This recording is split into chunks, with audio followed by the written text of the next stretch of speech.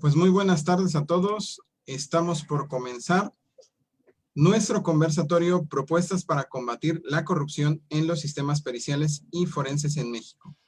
En unos minutos más, comenzamos.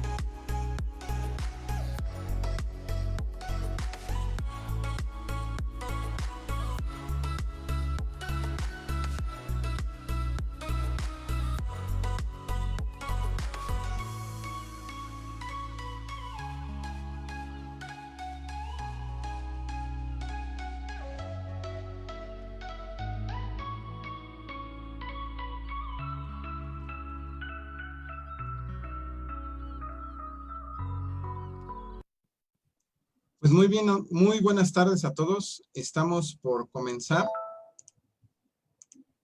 nuestro conversatorio Propuestas para combatir la corrupción en los sistemas periciales y forenses en México, que el Centro de Estudios de Posgrado y la Agencia Nacional Anticorrupción trae para todos ustedes. En esta tarde nos acompaña el maestro Benjamín Alejandro Casas Flores, quien será nuestro moderador.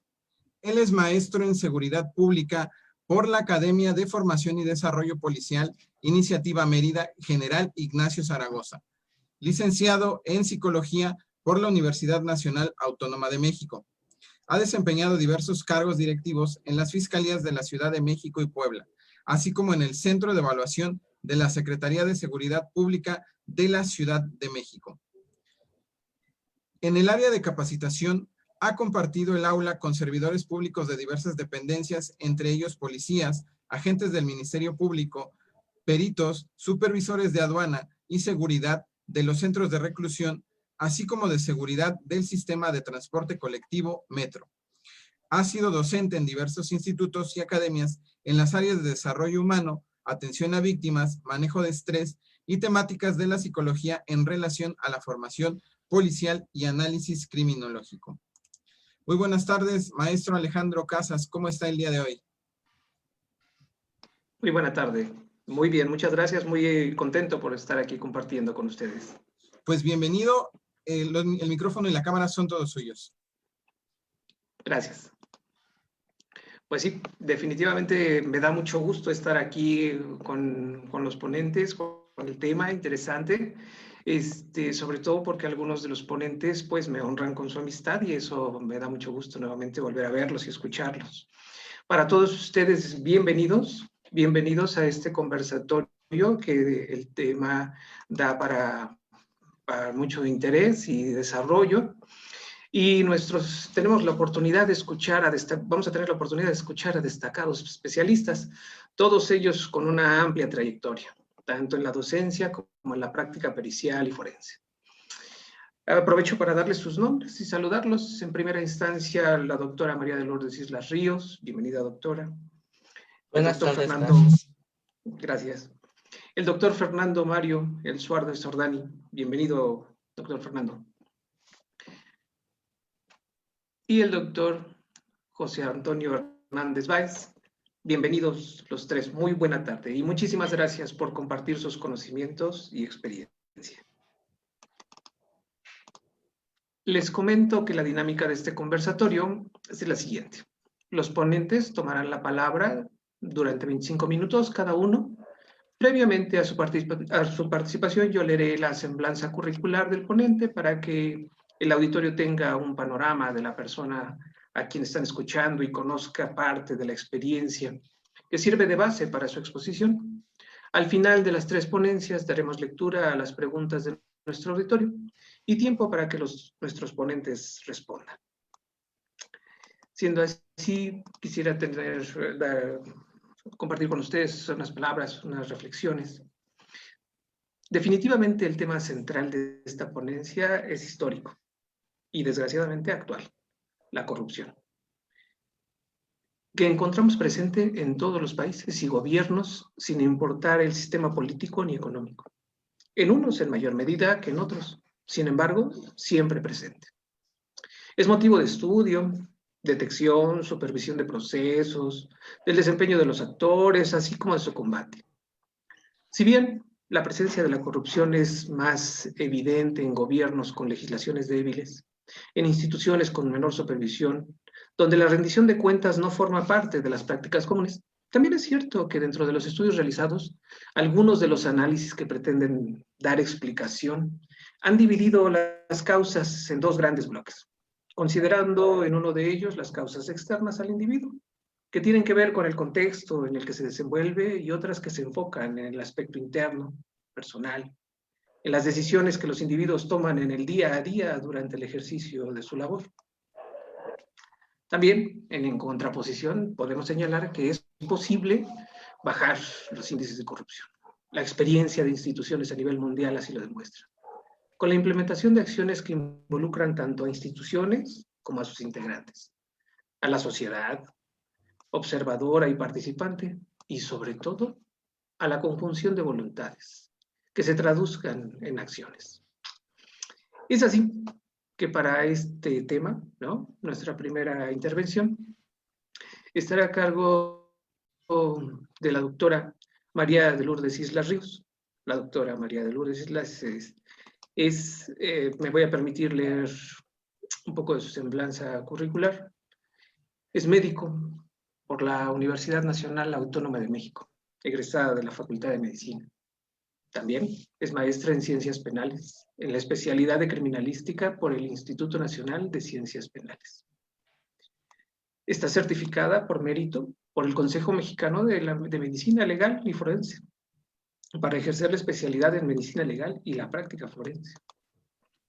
Se ha desempeñado en distintos cargos, como médico legista en el Centro de Justicia de Naucalpan de Juárez, en el Estado de México. También como delegada de servicios periciales en la Subprocuraduría de Justicia de Tlalnepantla del mismo estado. Delegada de servicios periciales en la Subprocuraduría de Justicia de Texcoco. Como secretaria particular de la Dirección General de Servicios Periciales de la Procuraduría General de la República. También fue secretaria particular de la Dirección General de Servicios Periciales de la Procuraduría General de Justicia, entonces Distrito Federal. como jefe estatal de Servicio Médico Forense de la Dirección de Servicios Periciales en la Procuraduría del Estado de México, como jefe de Departamento de Criminalística y Medicina Forense de la Dirección General de Servicios Periciales de la Procuraduría General de Justicia del Estado de Michoacán.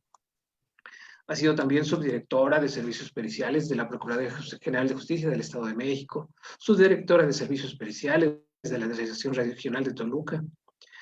En la docencia, se ha desempeñado como profesor investigador del Instituto de Formación Profesional de la Procuraduría del entonces Distrito Federal. De ese mismo instituto también ha sido directora de profesionalización del personal sustantivo. Y como visitadora adjunta de la Oficina Especial para el Caso Iguala de la Comisión Nacional de Derechos Humanos. Como pueden escuchar, la experiencia es amplia en la doctora y vamos a tener el gusto de escucharla. Doctora, le concedo los micrófonos, puede dar inicio a su exposición, la escuchamos con mucha atención. Gracias. Muchas gracias. Buenas tardes a todos.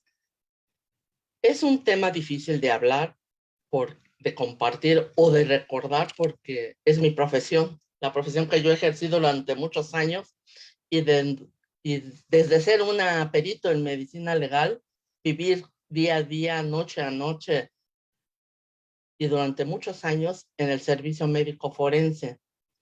Se habla y se dice mucho de que hay una corrupción terrible,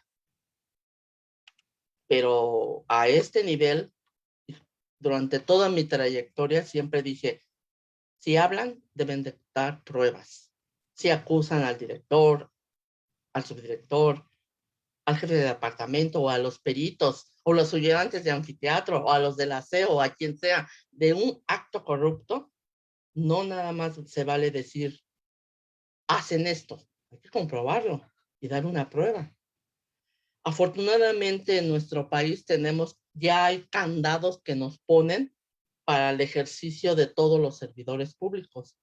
Y servidores públicos, todos los médicos legistas o el personal empleado en un servicio médico forense sabe lo que es un servidor público. Es lo primero, el título, la formación, la especialidad, pero también tener la capacidad de entender lo que es un servidor público. Y al tener esa definición, nuestra carta magna nos lo señala lo que es un servidor público. Todo aquel que desempeñe empleo, cargo, comisión y que devenga un sueldo es un servidor público. Así es que todos los que trabajamos para un gobierno federal o estatal o local somos servidores públicos. Y la misma Carta Magna nos pone los principios que debemos nosotros de guardar, ¿no es cierto?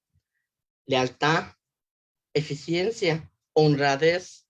Todo servidor público lo conocemos, desde el director de servicios periciales hasta el último elemento que hay en un servicio médico forense. Además, tenemos un código penal donde nos tipifica cada una de las conductas, el peculado, el abuso de confianza. ¿Cómo se puede dar esto? Fácil, dicen, me están cobrando por practicar la necropsia. ¿Quién le está cobrando, no es cierto? No basta con decir, en mi concepto, hay que demostrarlo. Y más ahora con el nuevo sistema de justicia penal, donde la figura es importantísima de la persona, la presunción de inocencia. Para mí, durante todo mi tiempo que yo trabajé como médico legista o como jefe, siempre escuchaba las dos partes, porque tienen la capacidad de poderme explicar quién le pide y quién le está exigiendo. O es usted el que está ofreciendo para poder normar un criterio que se encuentra dentro de nuestros candados que ya tenemos, ¿no es cierto? Tenemos también todos los servidores públicos que trabajamos en el forense, pues ahora otro candado que es la ley de responsabilidades, ya sea la federal o la local, donde nos marca también en lo que podemos incurrir. Tenemos ahora la declaración patrimonial, donde nos vigilan que no nos excedamos de nuestros gastos o de nuestras posesiones, más allá de los sueldos que devengamos, ¿no es cierto? Cuando nos señalan a todos qué es, siempre sabemos que la corrupción es entre dos partes. El que ofrece o el que pide. Entre el Estado o los empleados y un individuo privado, ¿no es cierto? Entonces, en un servicio médico forense, desde el director hasta abajo, como les decía, tienen candados para ver peculado poco común. ¿Por qué? Porque el servicio médico forense no maneja dinero, hace pedimentos en cuanto a todo lo que son sus recursos que requiere para la práctica de la función que van a hacer. Es otro el que hace las compras. Vámonos más abajo y vamos a ver que ya los médicos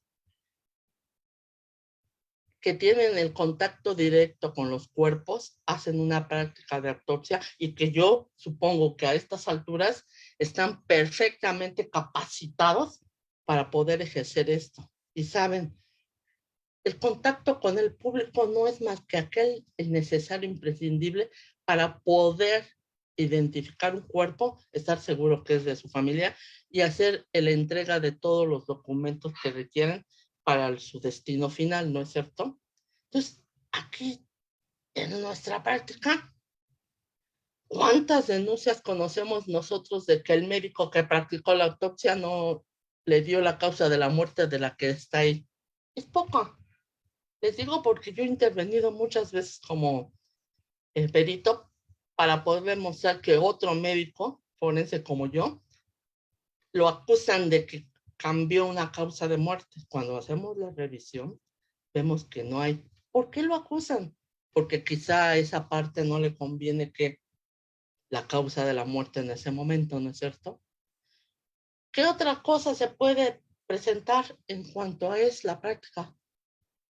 La expedición del certificado. Ahora ya, de defunción, ahora ya hay candados. Hay un número específico que nos da la Secretaría de Salud para el Servicio Médico Forense, para todos los certificados de defunción que se van a otorgar a ellos y que son producto de las muertes violentas. Antaño, me tocó vivirlo, se nos daba, nos lo daban las funerarias o cualquiera lo obtenía y se podía vender fácilmente. Hoy, que se murió mi familiar y no está el médico tratante, pues vete al servicio médico forense y por 1,000 pesos te lo venden. Y sí, intervienen muchos casos donde el médico es acusado, lo investigué y ¿qué es lo que me dijeron?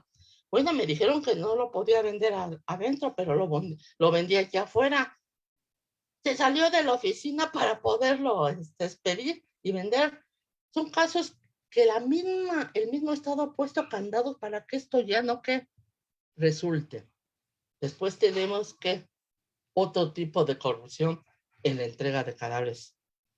Todas las personas que saben que trabajan ahí, hay que entregar un cadáver limpio. Ya está peritado por criminalística, por fotografía, tomado sus muestras y practicada la necropsia. Limpio y con dignidad se hace el reconocimiento y se hace una entrega. Si en esa entrega quizá la funeraria que se lo lleva le da al ayudante del anfiteatro alguna percepción económica o algo, una botella, a veces lo da el pueblo porque es un regalo que le dan porque atendió y cuidó a su ser querido.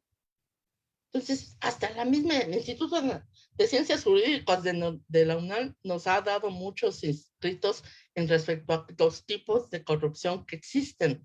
Y uno de ellos es la corrupción blanca, ¿no es cierto? Que a veces hasta ellos mismos, el pueblo no quiere que no le dé importancia y no quiere denunciarlo. ¿Por qué? Porque simplemente no vale la pena. Fue simplemente el ofrecimiento de un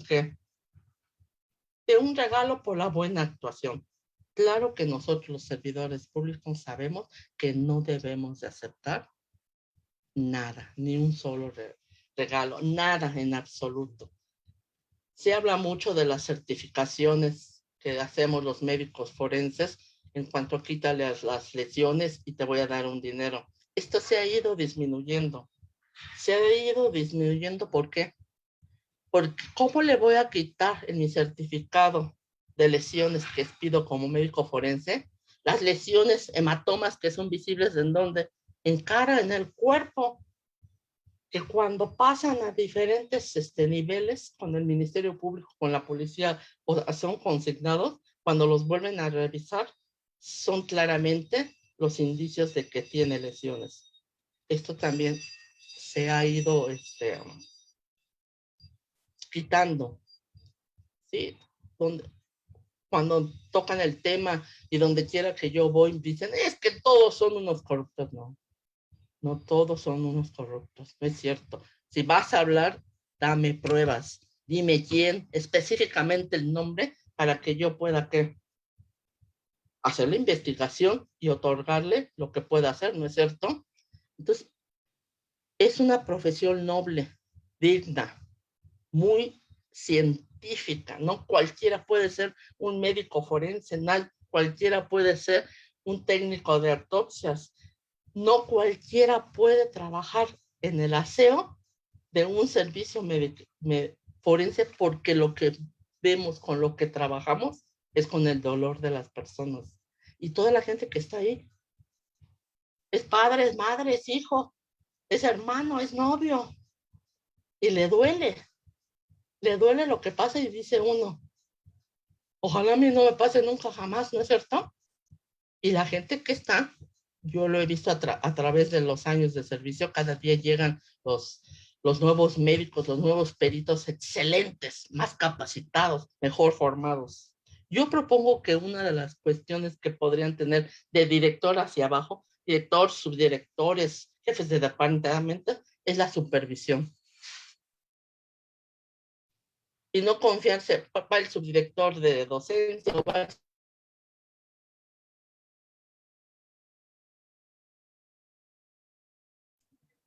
Doctora, Perdón, no sé si me siguen escuchando. Sí, adelante, por favor, doctora. Bueno, ¿cuáles son su sentir? ¿Qué problemas tiene? ¿Qué quejas? ¿Qué recomienda para que haya un intercambio de ideas?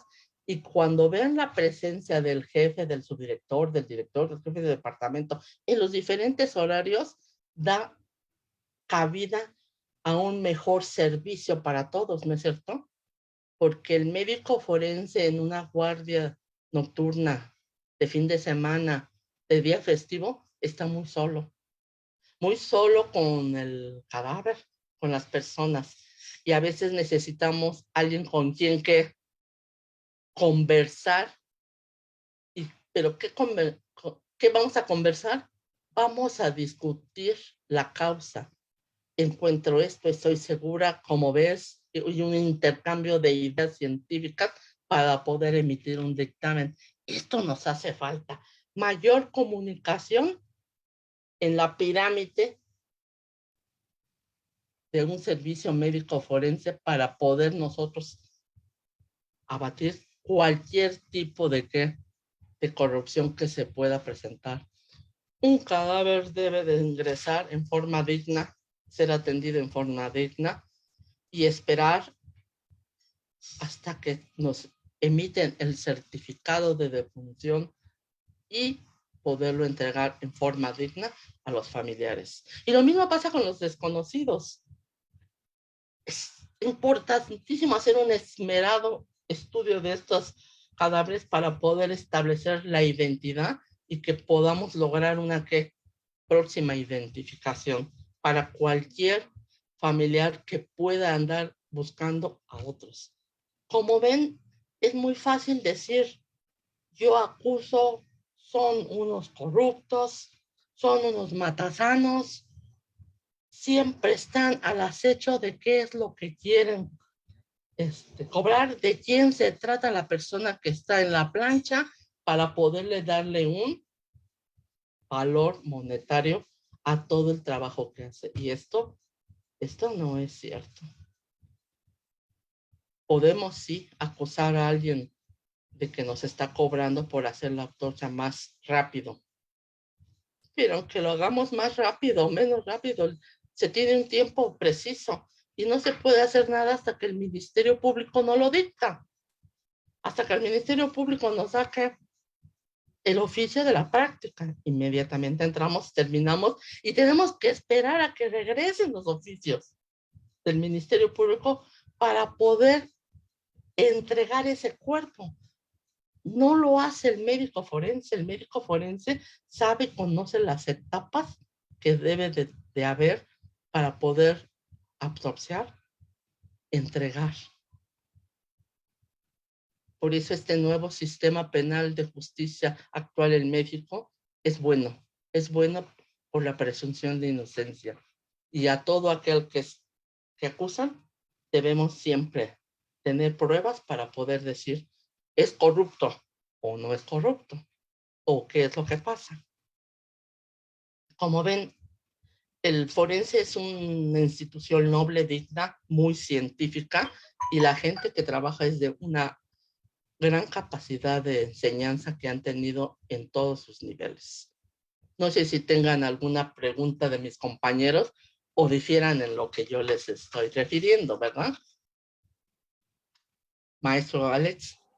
No, definitivamente, lo primero que puedo decirles es que se le nota la pasión, doctora, por su labor, ¿no?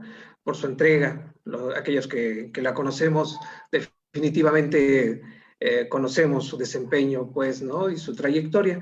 Y es muy grato escucharla hablar de ella, pues, ¿no? Y de hablarlo en ese sentido, pues, del trabajo científico que se realiza, del trabajo profundo que cada médico en la atención aún de aquella persona ya sin vida, que debe tratarlo dignamente, que debe recibir un trato como persona, como parte de un miembro de una familia, y escucharla también hablar del trato que en algún momento tiene con los familiares, pues, ¿no? Con los familiares de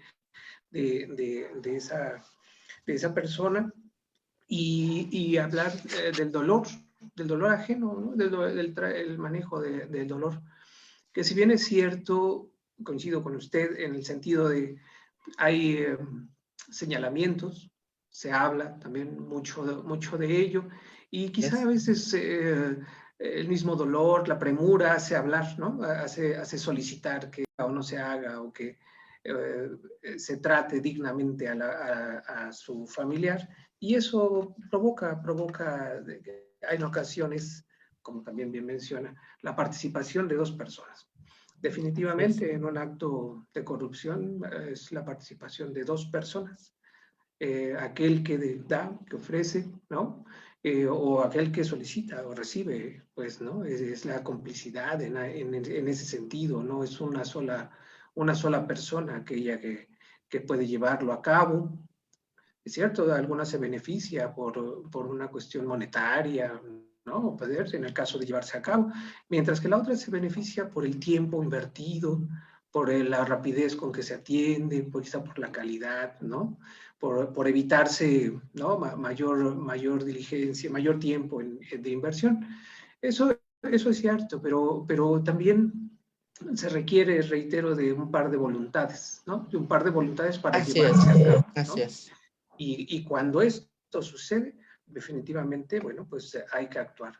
Me llama enormemente la atención su propuesta, doctora, de supervisión del trabajo, como una medida justamente para evitar la corrupción. Una supervisión constante, continua, y que no tiene que ver nada más con ver el trabajo, sino con compartirlo, llegar a estas discusiones y conclusiones propias, aun cuando sea una sola persona la responsable. Definitivamente, muchas gracias por compartir sus experiencias, doctora, ¿no? En este ámbito, por compartirnos su propuesta. Y si a usted le parece bien, pues vamos a escuchar a nuestros otros ponentes, si no tiene algo más que agregar. No, nada más es que les comento, yo he sido médico legista en los horarios matutino, vespertino, nocturno, de fines de semana, y he trabajado con el cadáver y con las familiares siempre. Después pues ahora sí, como funcionaria, siempre escuché y bajé a platicar con todos mis compañeros, porque yo salí de ahí abajo, ¿no es cierto?, del anfiteatro. Y yo también tenía intención de platicar con alguien si estaba haciendo yo lo correcto. Por eso mi propuesta es la supervisión a cualquier hora del día y del momento que la requieran los peritos médicos forenses o cualquier otro perito que esté trabajando en el servicio médico. Muy bien. Muchas gracias, doctora. Muy gentil. Pues bien, vamos a, después de escuchar a la doctora María de Lourdes Islas, vamos a dar paso a la segunda intervención, a la del doctor Fernando Mario del Suarda Sordani. El doctor Fernando, él es de formación cirujano dentista, es perito en odontología forense y también perito profesional en criminalística de campo. Ha combinado la práctica pericial con la docencia en diferentes instituciones. Es así que ha sido docente en ciencias forenses, instructor por oposición en el área pericial del Instituto de Formación Profesional de la Fiscalía General de Justicia de la Ciudad de México. Docente en el Instituto de Capacitación de la Fiscalía General de la República. Docente certificado en el área pericial por la Secretaría Técnica para la implementación del nuevo sistema, un nuevo sistema de penal acusatorio de la Secretaría de Gobernación. Es un reconocido instructor en ciencias forenses en diversos colegios, institutos, academias, universidades de la República Mexicana y fiscalías estatales. Sin más, escuchemos atentamente al doctor Fernando El Suardi. Adelante, doctor. Muchas gracias, maestro Alejandro. Un placer estar con todos, un placer estar de nuevo viendo a mi queridísima doctora Islas, que ya sabe que la quiero mucho, y igual a ti te estimo mucho, Alejandro. Al doctor José no tenía el gusto de conocerlo, pero me pongo a sus órdenes. Como dijo la doctora, y quiero retomar un poquito lo que nos platicó en su intervención, ella fue mi jefa en el Estado de México, en el área de servicios penitenciarios, cuando ella era la subdirectora. Yo la vi cuando no iban los peritos, ella bajaba y hacía el trabajo. El que es jefe sabe cómo hacer las cosas y por eso es jefe. Y por eso puede y tiene la calidad moral y la calidad humana para poder ordenarle a la gente y para poder, exactamente lo que dijo hace rato, la supervisión del trabajo, que desgraciadamente no se lleva en algunos lugares. Coincidimos en el Instituto de Formación Profesional de la Procuraduría, antigua Procuraduría, ahora Fiscalía Federal de Justicia de la Ciudad de México, en el área de docencia. Es una excelente catedrática, un excelente médico, y me da mucho gusto saludarla en estos momentos. Pero retomando un poquito lo que estuvimos platicando, lo que hemos platicado. Importantísimo el punto, todos hemos sido o somos en el presente servidores públicos. Y el servicio público conlleva muchas cuestiones interesantes e importantes de marcar. ¿Qué es el servidor público? Es la persona que ejerce un trabajo y es remunerado por parte del Estado. El servicio público conlleva también la cuestión de todo esto que se ha platicado de la honradez y estas cuestiones, pero yo creo que el servicio público, muchos de nosotros nacemos con ello. Les voy a platicar particularmente en mi caso. Mi padre fue servidor público por muchos años. Él trabajaba para los ferrocarriles nacionales, él era un servidor público. Él llegó a ser hasta subgerente de los ferrocarriles nacionales de México en alguna época, y yo nunca lo vi que tuviera o ejerciera un recurso que no fuera bien ganado. Y eso que en aquellas épocas no había tantos candados, como dijo la doctora hace rato. Ahorita tenemos muchos candados y me gustaría en un momento desarrollar un poquito de esto. En aquella época no lo había. En aquella época la persona era honrada. Digo, no voy a hablar de mi padre, pero las personas que se desempeñaban en el servicio público eran personas que eran honradas, y yo creo que esto de la honradez es muy interesante y muy importante. Con la honradez se nace, no se vuelve uno honrado. no hay manera de que una persona que tenga algún tipo de problemática adquiera esa honradez. La honradez no se adquiere ni se compra en ningún lugar. De que hay elementos y hay algún tipo de candados y estas cuestiones que se platicaban, definitivamente lo hay. Pero la honradez nacemos con ella. La persona es honrada y es para toda su vida. Y esa es una de las grandes virtudes que debe tener el servidor público, la honradez. Y retomando un poquito esto del servicio público, por aquí tengo el decálogo del servidor público. El decálogo nos dice, es el que cumple con lealtad del servicio que se le encomienda. Con lealtad, ¿qué hablamos o qué queremos decir con lealtad? ¿Qué es leal a quién? Número uno, a sí mismo. La lealtad con uno mismo y posteriormente con la institución a la cual representamos, porque representamos una institución. Y también la lealtad hacia los que están utilizando nuestros servicios. No utilizando, no es un término adecuado. Los que están requiriendo de nuestros servicios. ¿Por qué? Porque la gente tiene, y desgraciadamente lo que es toda esta función pericial, la gente viene muy alterada, la gente viene muy vulnerada. Viene muy vulnerada en cuanto a su patrimonio, a su integridad física, a su vida en ocasiones, o a la vida de alguno de sus familiares. Entonces la persona viene muy, digámoslo así, por decir una palabra, viene muy vulnerable, viene muy enojada. En ocasiones, cuando una persona fallece, los familiares se enojan primeramente con Dios. ¿Por qué se murió él? ¿Por qué le tocó fallecer? En esa época tenemos pandemia, peor, porque ahorita está falleciendo una gran cantidad de gente. Desgraciadamente hay que cuidarse. Digo, no desgraciadamente. Tenemos que cuidarnos, ¿por qué? Porque tenemos familia, porque tenemos hijos, tenemos todavía que estar en este lugar para desempeñar muchas cosas. Y desgraciadamente, pues, está falleciendo muchas personas, ¿no es cierto? Pero retomando un poquito esto de la lealtad, ¿no? De cumplir la función que tenemos con lealtad. La segunda de nuestro decálogo de servidor público nos dice, es el que formula y ejecuta con eficacia los planes y programas correspondientes a su área de competencia.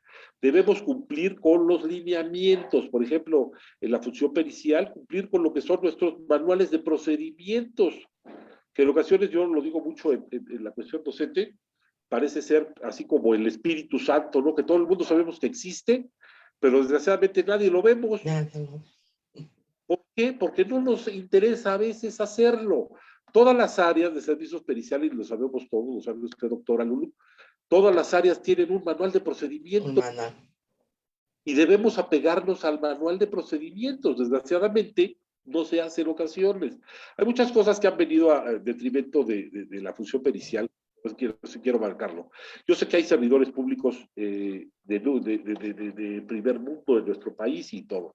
Desgraciadamente, en la época moderna nos ha alcanzado un factor o un efecto, que yo le digo el efecto CSI. La gente cree que lo que hacemos los peritos, no voy a hablar de peritos en general, es lo que se hace del CSI. Que los anfiteatros son como los del CSI. Que las mujeres son como las del CSI. Que los cadáveres huelen los nuestros. Que todo es así y no es cierto. Desgraciadamente es una mentira. El CSI, si bien es un programa de televisión únicamente, desgraciadamente hasta los jueces, porque yo hace poco tuve una audiencia de juicio en la cual el juez me lo dijo. Me dijo, no, pero sí es ahí que se podía hacer esto y esto y esto. Híjole, señor, ¿cómo le digo? Su señoría, el CSI es un programa que se hace de 1 hora y es un libreto. Desgraciadamente el delito o el crimen o lo que nosotros atendemos no son libretos, son hechos reales. Y son hechos reales que dejan como resultado material el dolor y la privación de la vida y la privación las lesiones de muchas personas y el detrimento de todo lo que es la cuestión de sus bienes y cosas así. Entonces estamos trabajando con cosas muy reales y no con cosas del CSI. Han entrado a las procuradurías, desgraciadamente, muchas personas, particularmente yo lo veo en la Fiscalía del Distrito, muchas personas las cuales pues creen que esto es un juego, que esto es una cosa de programa de televisión. No es cierto. Las guardas son pesadísimas. Los que hemos tenido guardias, yo llevo guardias hace 25 años, pues nada más no tuve guardias cuando estuve en el instituto, pero teníamos una carga laboral muy fuerte, pero las guardias acaban con las personas, las guardias nos enferman, las guardias nos deprimen, el dolor humano nos afecta. Y es lo que tenemos, y tenemos que ser un poco refractarios a esto. Desgraciadamente, pues, la cuestión refractaria llega a un límite que a veces ya no pasa de ahí y explotamos en muchas cosas. Pero debemos ser, pues, un poco más, debemos ser más, ¿cómo lo diré? Un poquito menos, debemos de tomar las cosas menos en serio. Debemos de tomar las cosas más ligeras. Pero sí ha habido un efecto, sí es ahí en todo esto. Retomando un poquito estas cuestiones, y vamos a ver lo que es el tercer punto, el que utiliza honradamente los recursos públicos. Como lo decía usted, doctor, hace rato, el que ejerce los recursos generalmente es no el perito. Generalmente no somos los peritos, pero las áreas que también son servidores públicos los que ejercen toda esta cuestión de los dineros, ellos deben de ejercerlo de una manera adecuada, porque desgraciadamente estamos inmersos en la austeridad, y la austeridad generalmente no es tanto de dinero, no es tanto del recurso material, sino es más bien del recurso de la cabecita, ¿no? A veces tenemos y nos falta un poquito del recurso acá, del recurso, un poquito de la materia gris y etcétera, ¿no? Pero esa austeridad nos ha creado problemáticas porque siempre decimos que no hay cosas. Oye, necesito hojas para imprimir, no hay. Oye, necesito gasolina para mi vehículo, no hay. Y yo creo que sí hay las cosas, porque dentro de todo lo que son las instituciones públicas, existe un presupuesto, y en dicho presupuesto está contemplado la gasolina, y están contemplados los guantes que utilizamos para el levantamiento de cadáveres o para la práctica de las necropsias, está contemplado las hojas con las cuales vamos a emitir un dictamen pericial, y está contemplado todo. Nada más que desgraciadamente hay muchos lugares en los cuales se cuelan y se empieza esto a diluir. Entonces, al momento que llegue, tiene que llegar el recurso donde debe llegar, o el recurso material, pues desgraciadamente ya no llega, ¿no? Pero eso también es una de las grandes atribuciones que debe tener el servidor público, ¿no? Por esta cuestión de los dineros y utilizarlo de manera precisa y pensada. El cuarto es que observa las disposiciones vigentes. Todos tenemos disposiciones y todos tenemos un código de cómo debemos llevar nuestra función pericial y cómo debemos llevar todo lo que es nuestro trabajo de campo, ¿no es cierto? La quinta nos diría que es el que trata con respeto, lealtad, imparcialidad y rectitud a los ciudadanos y a los compañeros de trabajo. Esto no es más que empatía con el compañero de trabajo y empatía con la gente, porque somos servidores públicos, pero muchas veces pasamos de servidores públicos a ser los que solicitamos los servicios públicos para con nosotros. Cuando tenemos algún problema familiar, cuando tenemos alguna muerte en la familia, una muerte violenta y etcétera, pasamos de ser pues, los de arriba, no los de arriba en realidad como tal, pero pasamos de ser los servidores públicos a ser el público en general que requiere de dichos servicios. Tenemos también que ponernos mucho en la camisa de la gente, de ver cómo está la gente. Yo en ocasiones he dicho también, a veces no vamos por nuestro trabajo, a veces llegamos a los lugares, por más que buscamos huellas, por más que buscamos esto, por más que buscamos el otro, desgraciadamente a veces no encontramos nada. La persona lo que quiere en ese momento es que alguien le escuche, y alguien le dé ese, no consuelo, porque tampoco estamos para consolar a la gente, pero que le entienda, que le diga, estoy con usted, estoy trabajando para que usted crea, o para que usted vea que se está haciendo algo. ¿Se está haciendo algo para qué? Para resarcir su capital, sus bienes, etcétera. O para que la persona que cometió el delito, ya sea de un homicidio o de algún lesionado, pues llegue a tener un buen resguardo en alguno de los centros de reclusión de nuestro país, ¿no es cierto? Pero debemos hacerlo de esa manera, ¿no? Tenemos otro punto que dice que es el que desempeña el trabajo sin buscar obtener beneficios económicos adicionales, y eso es muy importante, ¿no? Tenemos un sueldo y sabemos, y para eso nos estamos trabajando y para eso nos estamos alquilando, digámoslo así, ¿no? Como lo decía usted, doctora, en ocasiones la gente, por agradecimiento, nos da algún tipo de dádiva, porque eso es lo que nos da, una dádiva, una compensación, porque desgraciadamente, y lo voy a decir abiertamente, y lo tengo que decir ahorita, la institución así lo marcaba hace muchos años, era ya casi a chaleco, ¿no? Que se diera, el Ministerio Público desgraciadamente trabajaba a cajón abierto. Entonces era copias, aquí está el cajón. Esto, aquí está el cajón. Y no se diga pedir por los peritos, porque, uy, que cree el perito. No, los peritos no trabajan si no es con dinero. Y eso nos ha dado mucho problema. Y eso nos ha causado que la ciudadanía desgraciadamente ya no confíe tanto en nosotros. Antiguamente, cuando los peritos comenzaban, digo, yo ya entré por instituto de formación, pero anterior a eso, oye, ¿no tienes trabajo? Pues hay una plaza de perito o están solicitando peritos en la Procuraduría del Distrito. Ah, pues voy a ver, no sé hacer nada de eso, pero pues ahí voy. Y desgraciadamente esto no es así, con esto se nace. Ese gusto por la investigación, ese gusto por la ciencia, ese gusto por todas estas funciones y por todas estas cuestiones, se nace con ello, no se adquiere. Todo esto es innato, ya venimos con ello. Luego nos dice el siguiente punto. Es el que acota y se guía conforme a las leyes para realizar sus actividades. Y eso es cierto, nosotros que estamos en esta cuestión de la cuestión forense, pues tenemos unas normas las cuales nos marcan los lineamientos para desarrollar nuestro trabajo, ¿no? Y aparte estamos como auxiliares directos tanto del órgano jurisdiccional como del órgano investigador, como del Ministerio Público, la representación social, ¿no? Entonces tenemos que seguir esos lineamientos. Es el que se compromete a mantener una imagen digna y de confianza ante la sociedad.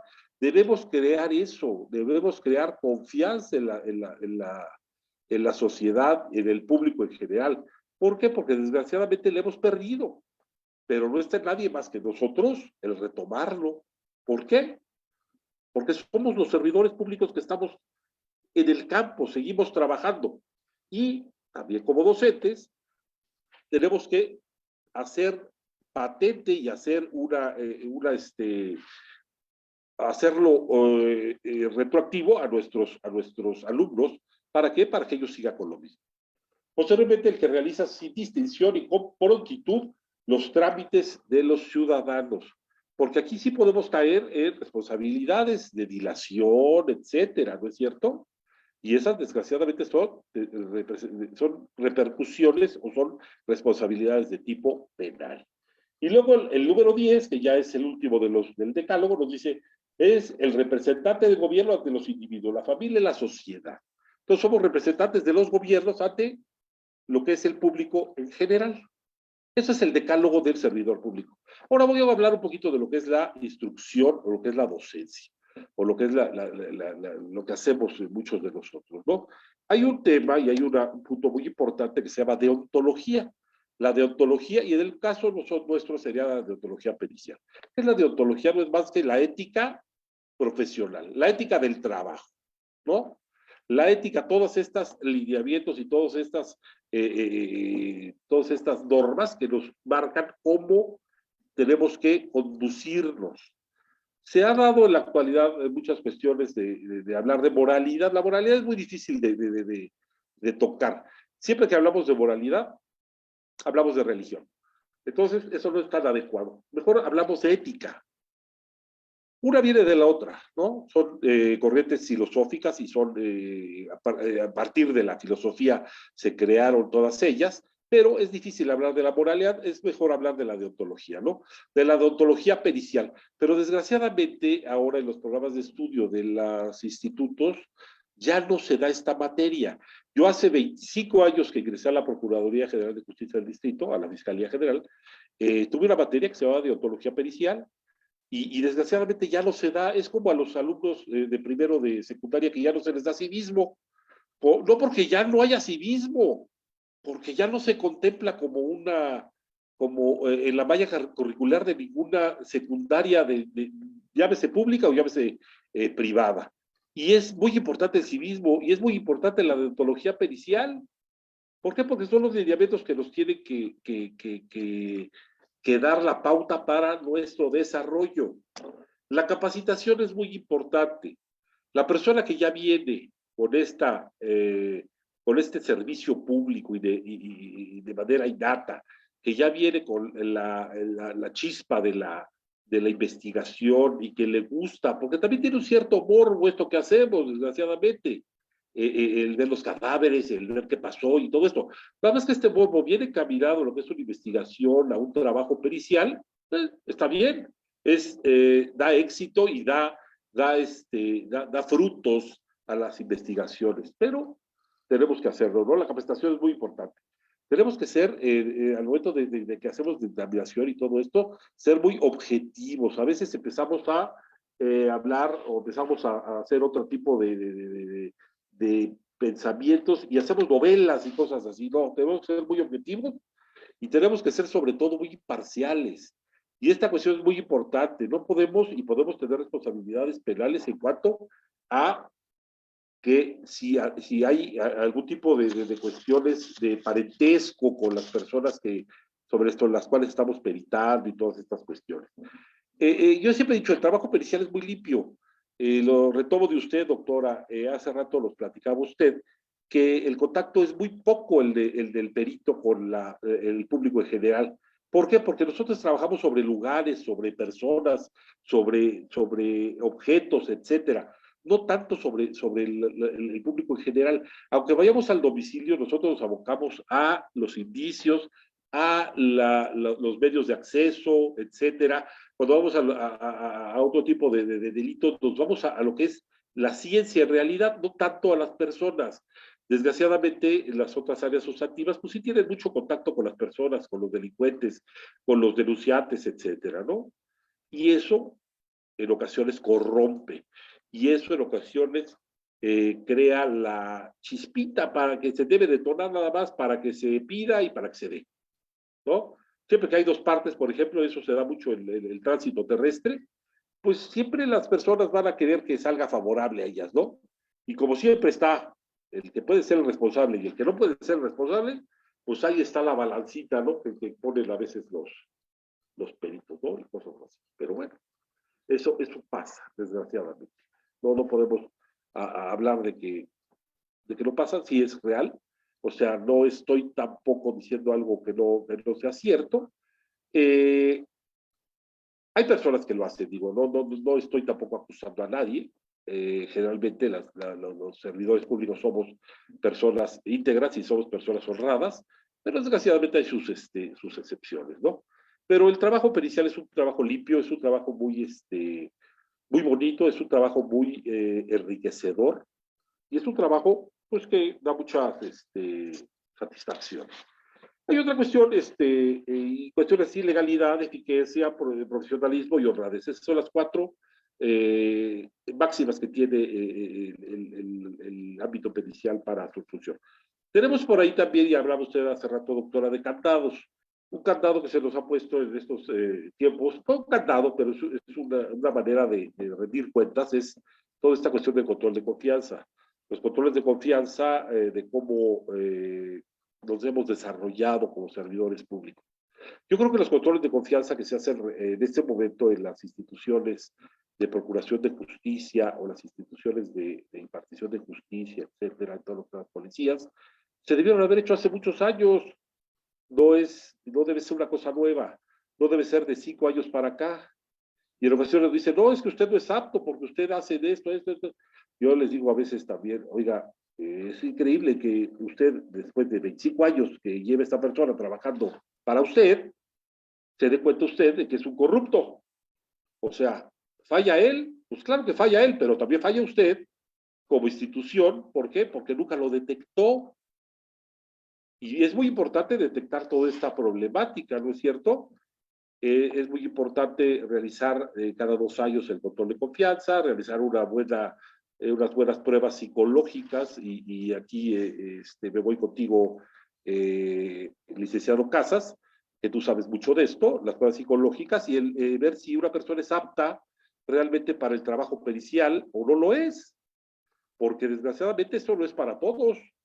No todos tenemos el estómago para ver cosas, pues cadáveres, para oler putrefacción, para meterlos a lugares en ocasiones en los cuales son espantosos. Por ahí me decía una perito que tuve por allá en el Instituto de Formación, ay, es que me meten a hacer unas investigaciones, unos estudios, era genetista, me decía, me meten a hacer unos estudios seminológicos en unos lugares espantosos. Híjole, pues desgraciadamente los delitos del tipo delitos sexuales, pues se cometen exactamente en esos lugares, en lugares espantosos y asquerosos. Es que me mandan a hacer pruebas sobre cadáveres que no están identificados en putrefacción. Pues exactamente para eso es la genética forense, para identificar ese tipo de cadáveres. Yo le decía, pues, ¿sabes qué? Tú regrésate mejor a tu facultad a dar clases y deja que otro, que sí tenga la aptitud y la actitud, porque una cosa es ser apto y otra cosa es ser apto y acto, o sea, la actitud y la aptitud. Yo creo que es más importante la actitud que tenemos hacia la vida que la aptitud. La aptitud la podemos ir campechaneando y los podemos ir adquiriendo, pero la actitud es la que debe ser muy importante.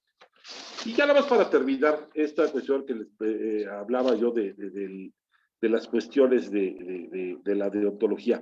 Muy importante que en las instituciones de capacitación, llámese el Instituto de Formación, el Instituto de Capacitación de la Fiscalía General de la República, se vuelva a retomar esto de la deontología pericial, porque es muy importante, y es muy importante que la gente lo sepa. En ocasiones nosotros como docentes lo sabemos, en ocasiones ya se reciben las personas y llegan con nosotros y nos dicen, oiga, ¿me puede revisar el dictamen? Ah, caray.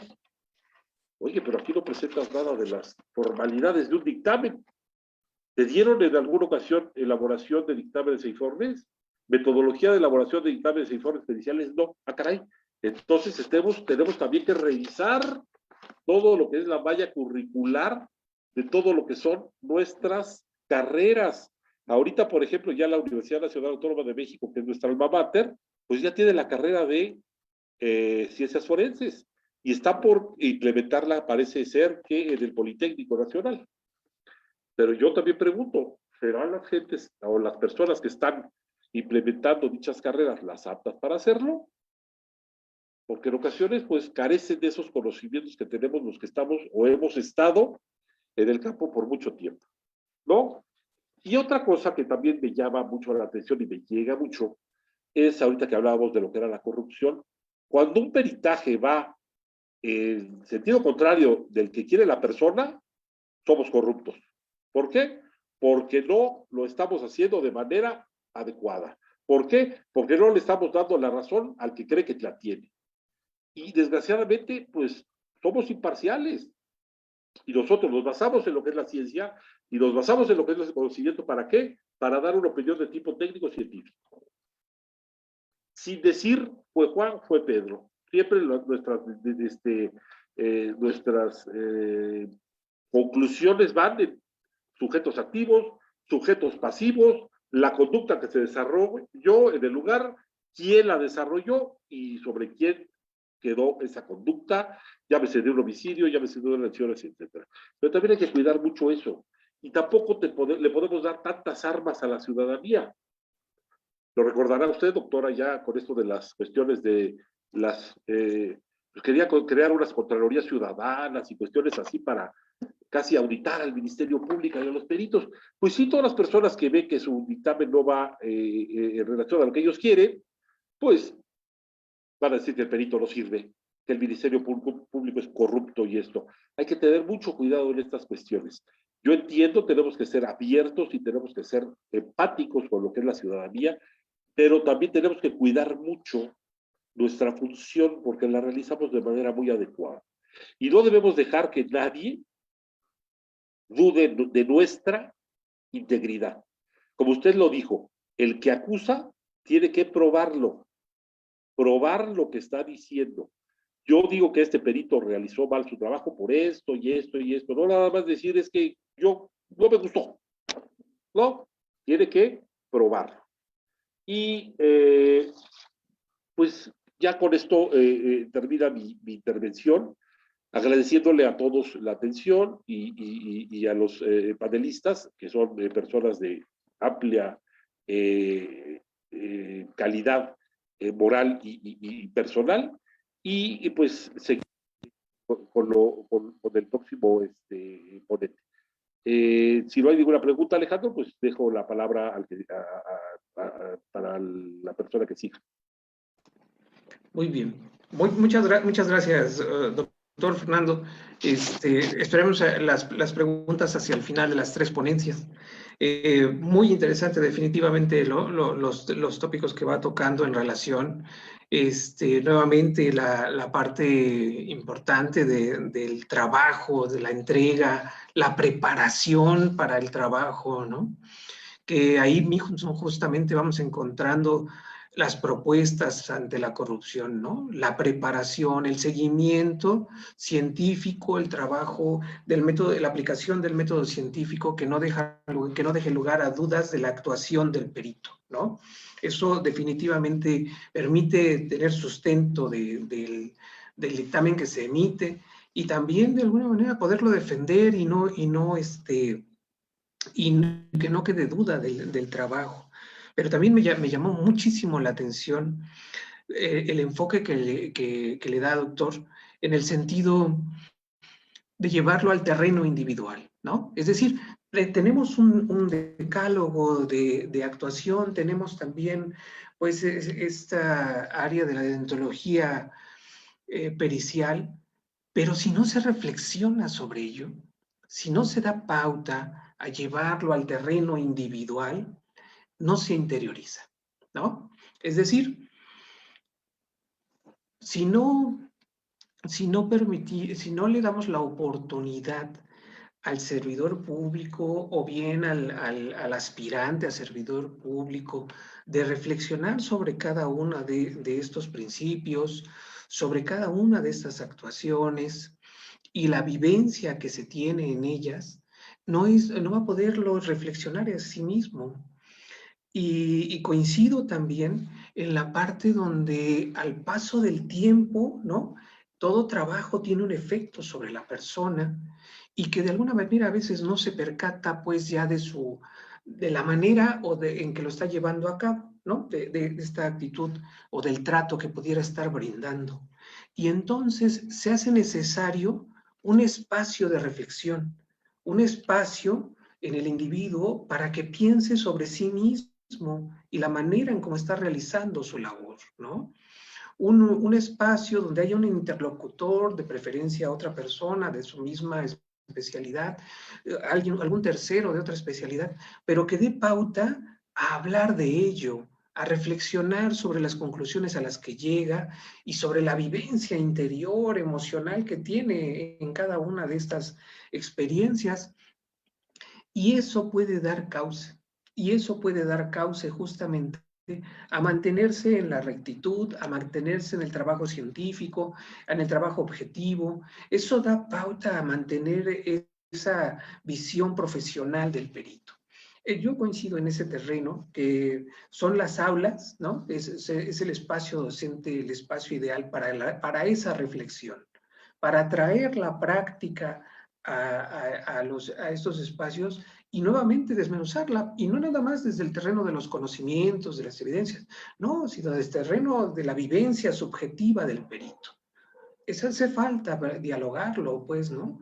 Porque definitivamente esto que nos mencionaba, la repulsión del perito al tener que llegar a determinado lugar, a determinada zona, con ciertos olores o con cierta inseguridad, ¿por qué no también llamarlo, ¿no? Al realizar su trabajo, pues provoca que se realice el trabajo de una u otra manera, ¿no? Tiene una afectación. Y es entonces que, por eso me llamaba, reitero enormemente la atención, su visión de propiciar esa reflexión en las aulas, de hablar con cada uno de los aspirantes y, ¿por qué no?, también de los compañeros ya en activo, para poder transmitir estas experiencias y de alguna manera anticiparle qué, ¿no? ¿Qué es lo que se puede encontrar? ¿O qué es lo que se ha observado también, ¿no? ¿Cómo se ha observado la vivencia? Y de alguna manera se pueda preparar. Preparar intelectualmente, lógicamente, pero también anímicamente. Anímicamente para poder, en los casos necesarios, pues atender a la víctima directamente, porque a veces así es.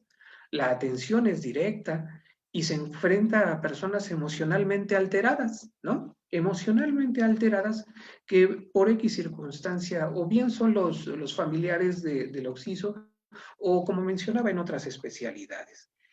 Y entonces estas personas pues tendrán distintas reacciones, de enojo, tristeza, lo que tenga. Y en ese momento el perito debe tener la facilidad, la empatía para escuchar, para atender, para obtener la información necesaria para realizar mejor su trabajo. Y en ese sentido también darle cauce, ¿no? Darle cauce y realizarlo, reiteramos, con objetividad. Pero el desarrollo de esta empatía en muchas ocasiones no se trabaja, pues no se forma, sino simplemente se vive. Se vive con el trabajo diario y se va adquiriendo en ese sentido. Digamos que se aprende a golpes, por ponerlo en palabras simples, ¿no? Se aprende con el diario ejercicio. Y siendo que se puede procesar, se puede darle estructura y de alguna manera justamente compartir estas experiencias y que no todos tengamos que vivirla de una manera difícil, complicada, ¿no? Entonces, de ahí que me interesaba, bueno, me llamaba enormemente su ponencia. Que tampoco no podemos, por otro lado, dejar de lado el contexto en el que se lleva a cabo la labor, ¿no? Es decir, el contexto también tiene una influencia sobre nosotros, sobre el individuo. Retomando las palabras de la doctora, la idea, si se realiza el trabajo sin una supervisión, sin un intercambio intelectual ahí de discusión, de procesamiento, pues el individuo va caminando solo y sus libros, solo y su conocimiento, solo y su propia experiencia. Y entonces también puede ser que se vaya desvirtuando, ¿no? Si no existe esa supervisión de que, a ver, pues revisemos, dialoguemos, ¿por qué pusiste esto? ¿Cuál fue la base? ¿Qué te llevó a ello? En fin, ¿qué omisiones hiciste? Porque a veces no tendrá que ver con una interpretación objetiva, sino con una omisión por el cansancio, por la cantidad de trabajo, lo que usted considere. Y entonces el hecho de que alguien se acerque y de alguna manera lo supervise y diga, oye, hace falta aquí esto, ¿no? Hace falta enfatizar en aquello. Eso permite, pues, seguir manteniendo la calidad del trabajo, que en otros momentos se puede malinterpretar, pues, ¿no? Entonces, el contexto en ese sentido también es importante para que el individuo se mantenga en su camino, se mantenga en su trabajo, en su desempeño profesional, objetivo, ¿no? Apegado a estos principios. Muy bien. Bueno, se ha conectado nuevamente ya con nosotros el doctor Báez. De momento lo perdimos y ya nos preocupaba usted, doctor, pero qué bueno que se logra nuevamente comunicar. Permítame un momento. Si a usted le parece bien, doctor, voy a leer su síntesis curricular. Doctor Báez. Sí, lo escucho. ¿Sí? Sí, Ok, lo muy escucho. bien. Voy Lo a que leer no, su no lo síntesis. puedo ver. No se preocupe usted, doctor. Lo escuchamos muy bien. Gracias. Si a usted le parece bien, pues leeré su síntesis curricular para que dé paso pues a Sí. compartirnos su ponencia. El doctor José Antonio Hernández Báez es médico cirujano y partero por la Benemérita Universidad Autónoma de Puebla. Tiene una especialidad en criminalística. Es también maestro en investigación criminal en ciencias forenses. Es máster en medicina legal y forense. Doctorado en ciencias forenses. Dentro de su formación, ha cursado diversos diplomados de muy distintas disciplinas que lo acreditan como perito en medicina forense, perito en criminalística, en sistemas de identificación humana, perito en grafoscopía y documentoscopía. También es auxiliar de la lista de peritos del Poder Judicial de la Federación. Algunos de los cargos que ha desempeñado son como director general del Centro de Estudios de Ciencias Forenses en Iztapalapa, o Asociación Civil, Sociedad Civil. También como asesor consultor técnico particular en las áreas forenses de las ciencias forenses, la medicina, criminalística de campo y sistemas de identificación. Es médico, cirujano, reitero, partero y particular, y docente en el Centro de Estudios de Posgrado de Pachuca, Hidalgo. Si ustedes me permiten, doctor, si a ustedes le parece bien, adelante, le cedo los micrófonos y lo escuchamos atentamente. Sí, gracias. Muy amable. Pues bueno, realmente es un honor estar con ustedes compartiendo ahorita este tipo de opiniones en las cuales pues me es muy grato compartir esta reunión con el maestro Sordani, con la maestra también María de Lourdes, en las cuales he leído sus trayectorias y he visto que realmente grandes profesionistas, grandes profesionales y con una ética vasta, una profesionalidad que realmente los denota como tal, como maestros. Sin embargo, bueno, aquí las épocas han cambiado y realmente la educación ha variado también igual con respecto a ese tipo de situaciones en las cuales para mí me ponen de manifiesto que realmente el profesional actual es improvisado. No tienen todavía esas situaciones que nosotros desde cuando iniciamos los servicios periciales lo hacíamos por convicción. Y eso es lo que le hace falta a un joven que sienta la camiseta, que se la ponga, que luche, que a veces desvelos, a veces una falta de pago, una falta de alimento, actualmente no van y anteriormente nosotros teníamos las situaciones de poder salir adelante y aún sin desayunar, sin comer y sin cenar estábamos en actividad. Y eso realmente es el profesionalismo en el cual nos hablaba el maestro Sordani, que realmente comparto, así como también con la maestra, el amor a la camiseta, el amor a la profesión. Y es algo que realmente en este tiempo los jóvenes se van mucho por la idea de la televisión, del comercialismo, del CSI, de que todo lo tienen que hacer de una forma correcta, rápida, pronta, una investigación y que a veces, por más que se investiga, a veces hacen falta muchos elementos en los cuales es cuando sale a flote en lo que es la tecnología y lo científico de todos los compañeros en los cuales abordan estos temas. Y efectivamente, como lo decía la maestra María de Lourdes, realmente la medicina es una de las áreas en las cuales es más criticada que cualquier otra área. Sin embargo, el compañero, el perito, en el cual hace un buen trabajo, realmente, a pesar de que lo critican, a pesar de que siempre está en la mira, por más virtudes que tenga, siempre van a ver su defecto.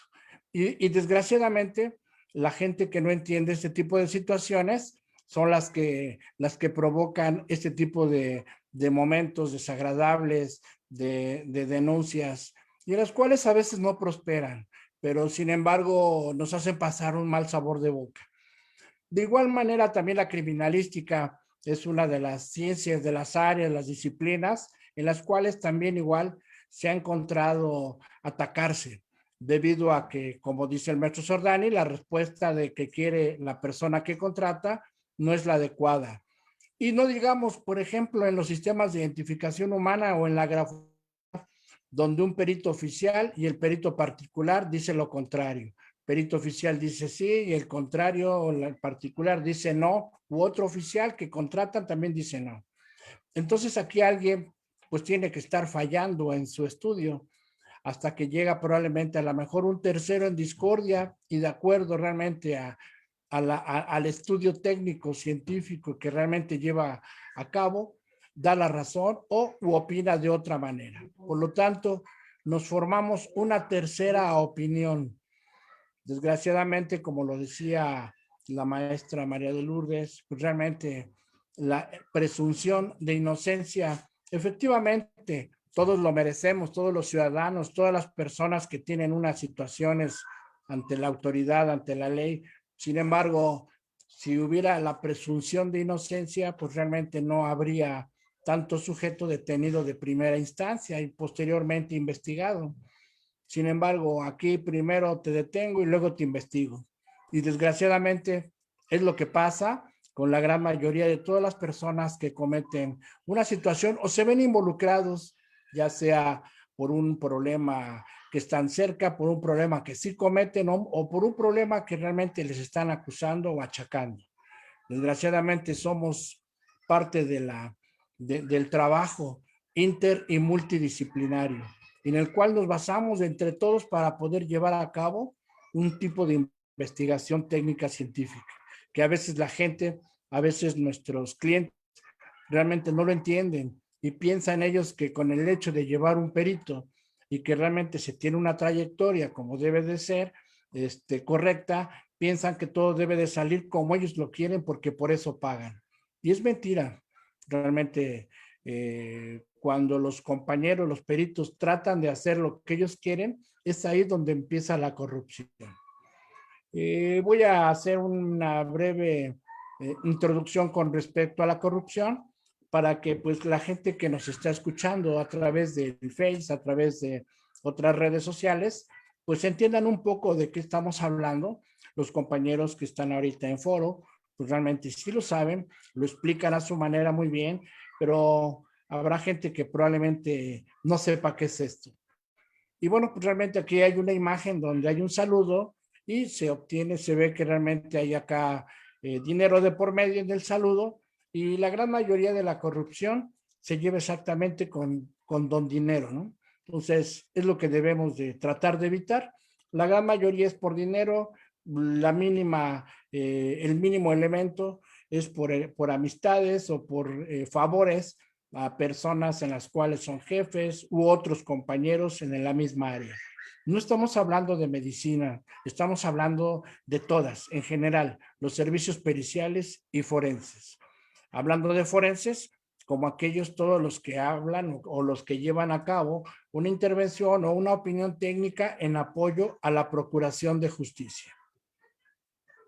Hay una definición y en la cual encontré y me pareció creo que la más adecuada, en la cual dice que son todas aquellas acciones o actos que van por encima del orden legal y humano y que tienen como fin un beneficio ilícito y que afectan a otros sujetos inocentes o vulnerables. ¿A cambio de qué? Ya lo comenté, la gran mayoría es dinero. La mínima, los mínimos elementos en los cuales se lleva también la corrupción es por amistad, por compadrazgo, por dedazo, por relación laboral. Se dice que para este objetivo general se establecen diversos objetivos específicos, entre ellos, medir la corrupción del perito en México es muy difícil, ya que es medir el ejercicio de los derechos humanos en México, en los cuales que a partir del 2008 a la fecha se han venido registrando un poquito de mayor intervenciones por parte de los derechos humanos. A pesar de que los derechos humanos, pues en México están aproximadamente desde 1967, 68 y 70, que es cuando empezaron a surgir y establecer las reglas de los derechos humanos.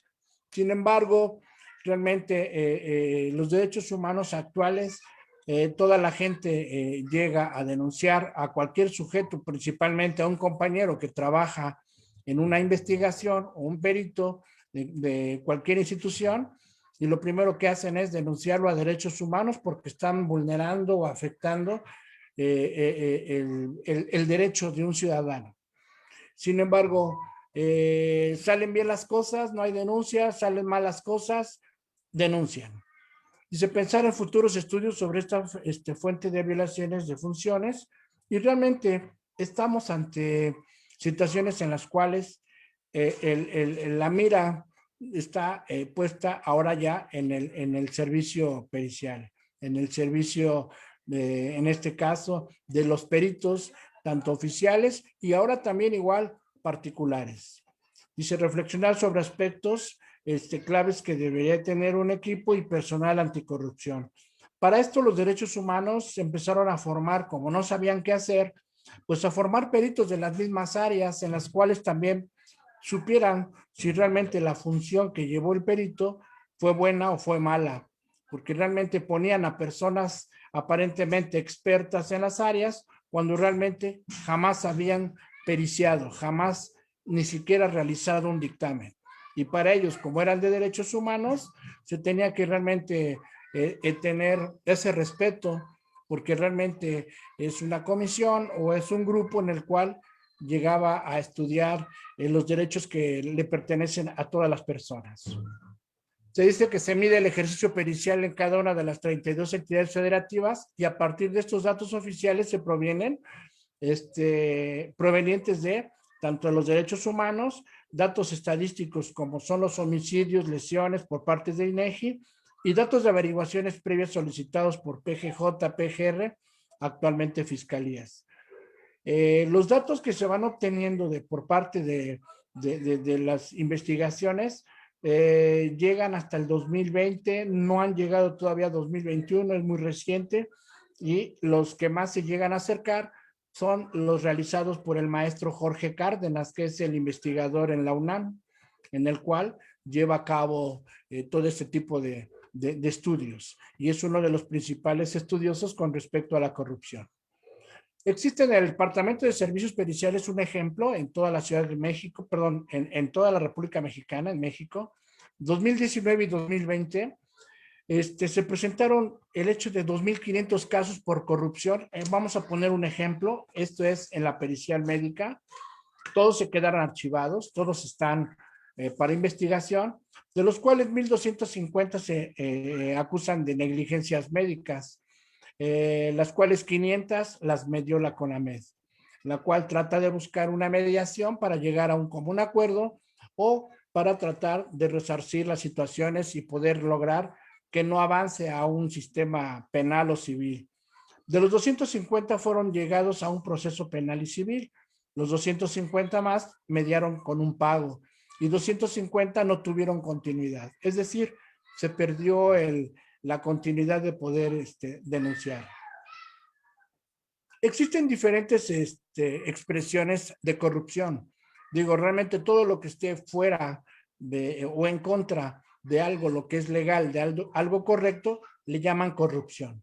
Y muchos lo hablan como tráfico de influencias, conflicto de intereses, negociaciones incompatibles, parcialidad, malversaciones de fondos, partidas secretas, fraudes, uso de información privilegiada, enriquecimiento ilícito, soborno, extorsión, arreglos, colusión privada, alteraciones fraudulentas y nepotismo. Todos estos son expresiones de corrupción. El aspecto central de todos los ejemplos de corrupción es, y que siempre la gente lo llama, es hay algo que está mal hecho y es reprochable.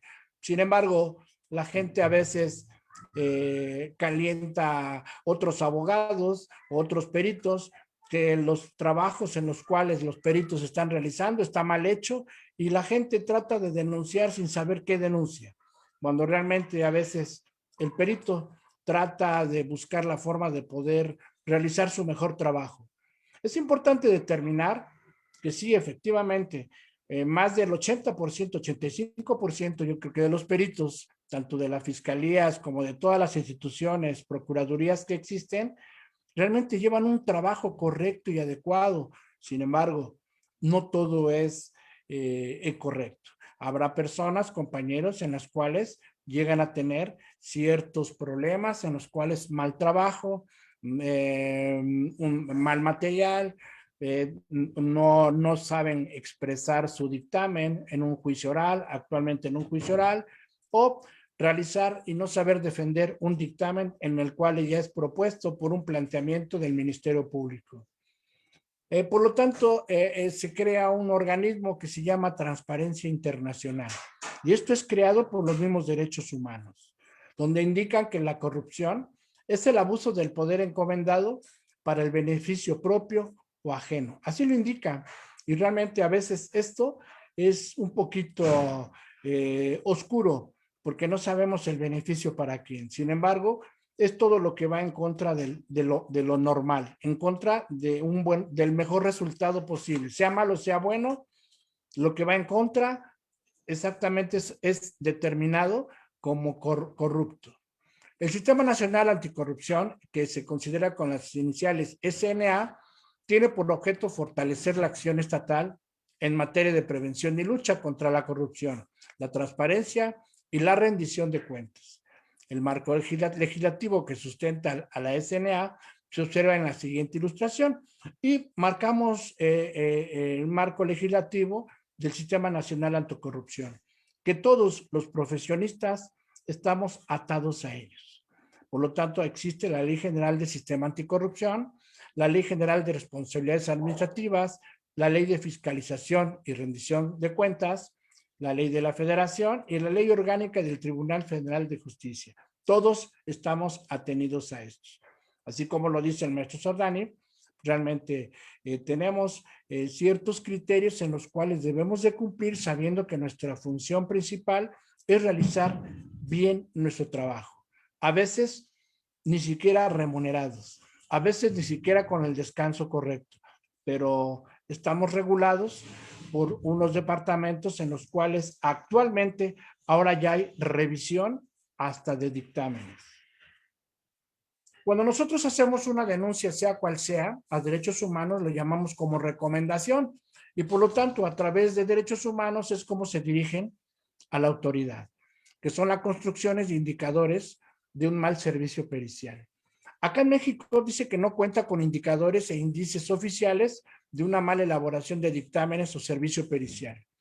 Y la sencilla razón es porque todos los indicadores de corrupción son como todos los delitos, son actos de realización oculta. Nadie más lo va a saber más que las partes en las cuales hacen el trato. A no ser que otra parte le haya salido mal el resultado, es como realmente llegan a poder hablar y tratar de buscar la forma de poder denunciar. Sin embargo, no hay algo que pueda demostrarse en forma técnica, científica, el trato que se haya realizado y mucho menos uno como perito lo va a tratar de reconocer. Desgraciadamente, como lo decía el maestro Sordani, efectivamente nos hace falta una materia que hable de ética. Así viene la deontología pericial. Yo recuerdo que hace 16, 17 años en las instituciones en las cuales di la clase, me tocó dar esta materia, deontología pericial, profesional. Y esta era hablar de la ética y de la moral. Actualmente deberían de existir en todas las profesiones. Actualmente esta desaparece. ¿Por qué? Porque es más fácil poner otra materia, historia o alguna otra materia que la misma deontología pericial, y es uno de los puntos importantes para que usted pueda llegar a establecer un trabajo profesional correcto, adecuado, teniendo o no teniendo las herramientas necesarias. Es el actuar de un sujeto para poder llevar a cabo un buen resultado. Dice, si bien varias instituciones estatales generan datos sobre una mala actuación pericial, ninguna institución estatal se ha dado a la tarea de conformar indicadores oficiales que permitan integrar un índice para medir un servicio pericial. los derechos humanos solamente se van a basar con respecto a denuncias que hacen a los mismos servidores públicos, pero la misma gente que no le gustó cómo salió el resultado. En la medida que no se cuente con estas mediciones, tampoco se pueden construir líneas base, por ejemplo, para hacer diagnósticos periciales sólidos sobre cuál es la situación real y hacer evaluaciones de impacto pericial. Esa es una gráfica en la cual vemos lo marcado con un azul más fuerte, las zonas, las entidades federativas en las cuales existe mayor corrupción. Y vamos a ver que son zonas como es Veracruz, como es la parte del centro, pero en todos existe una corrupción, en un menor grado o mayor grado, pero donde existe un favor a cambio de un beneficio, dinero, económico, amistad, eso se le va a llamar la corrupción. Dice, las causas de una mala actuación pericial se le conoce también como el error, la negligencia, la perversión pericial y debido a lo más importante, un tema muy importante, la ignorancia, que pueden ser considerados para causar responsabilidades, dolo, imputabilidad e intención, o bien por el perjuicio que objetivamente causan alguna de las partes en un procedimiento judicial erróneo de esta manera. Sin embargo, nosotros vamos a tratar de buscar la forma de poder determinar qué medidas podría yo indicar para que la corrupción pericial se pudiera erradicar. Es muy difícil. Desgraciadamente, anteriormente, como lo decían los compañeros, los compañeros peritos no tenían una cultura correcta y adecuada y los colocaban a trabajar en puestos donde realmente quienes están al trabajo, el resultado viene siendo la libertad o la pérdida de su libertad de un sujeto. Por lo tanto, se convierten en unas personas, aparte de que no tienen una preparación correcta y adecuada, se convierten en unas personas muy frías en el actuar de su profesión, sin ser profesionistas en el área que ellos ni siquiera han estudiado. Por lo tanto, esto es importante que para poder evitar una corrupción desde el punto de vista pericial, se tenga cultura, se tenga cursos, preparación, se tenga profesionalismo, se tenga ética y moral, también igual estudios internos y externos del sujeto que los puedan preparar tanto adentro como afuera, que los manden a capacitar. Igual, una estimulación causa-efecto. Esto lo pusimos al final porque realmente anteriormente nuestros compañeros peritos trabajaban aún con el sueldo que percibían que no alcanzaba ni siquiera para llevar a cabo una jornada correcta, una comida digna. Sin embargo, llevaban a cabo, entonces si me pagas más, tengo mejor rendimiento. Esto lo tomaban a gracia, como diciendo entonces como veo doy. De igual manera, también estos puntos importantes siempre decían que eran antes que el trabajo en forma de gracia, la cultura, los cursos, la preparación, el profesionalismo, la ética, la moral estaban antes que el trabajo, pero solamente decían los compañeros en el diccionario, porque realmente primero es trabajar para posteriormente poder obtener todo esto. ¿Ok? Bueno, esto es mi aportación que puedo yo tener hacia este tipo de comentarios que tenemos referente a la corrupción. Esperemos comentarios, los cuales serán de todo agrado para poder desarrollar una contestación correcta.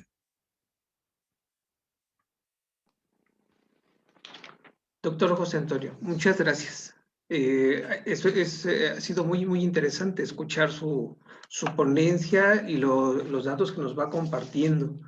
Elementos clave y controversiales para poder dejar claro si existe o no un acto de corrupción, ¿no?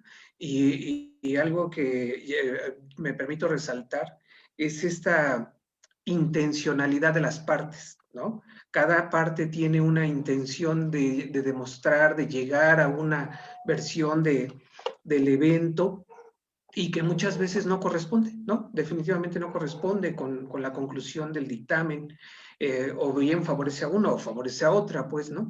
Y es entonces que viene el señalamiento, porque no es acorde a mis intenciones, a mi perspectiva del caso.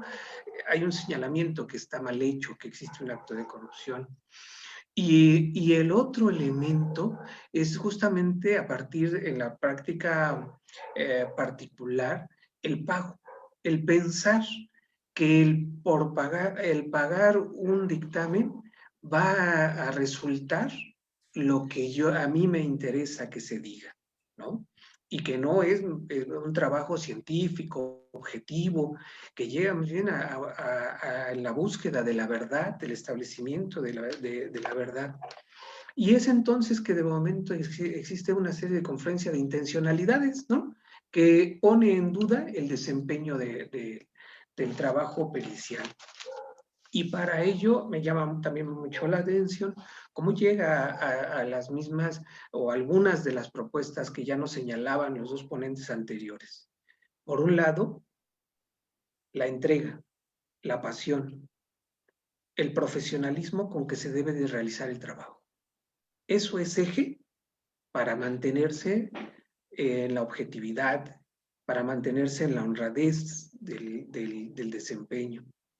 Por el otro, la preparación constante. La preparación constante del profesional en su área de trabajo, que le permita hacer uso de los nuevos conocimientos y de las nuevas herramientas constantemente. Que si bien es cierto, en el servicio público no siempre se tienen todos los recursos ni el tiempo que uno quisiera para realizar cada uno de estos dictámenes, ¿no? A profundidad, el trabajo en muchas ocasiones es mucho, es arduo, pero justamente ahí se echa mano de esto que usted claramente nos señalaba, la entrega en el trabajo, de un trabajo bien realizado, de un trabajo objetivo. Es así pues que me es, reitero, muy grato haberlo escuchado y saber que se coincide y que en todos ustedes se percibe esa pasión por la labor. Voy a compartirles una pregunta de nuestro auditorio, que la hace abierta para los tres y para en ese sentido quien guste abordarla y si después de abordarla algún otro también quiere profundizar, adelante. La pregunta la realiza Graciela Saji. Doctores, ¿cuál sería el talón de Aquiles en materia de corrupción en los servicios periciales? ¿Cuál consideran ustedes que es ese talón de Aquiles en materia de corrupción? Los escuchamos. ¿Quién guste tomar la palabra?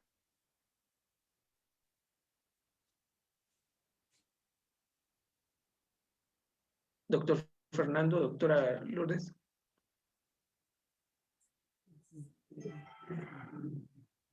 Doctora, por favor, ¿puede abrir su micrófono?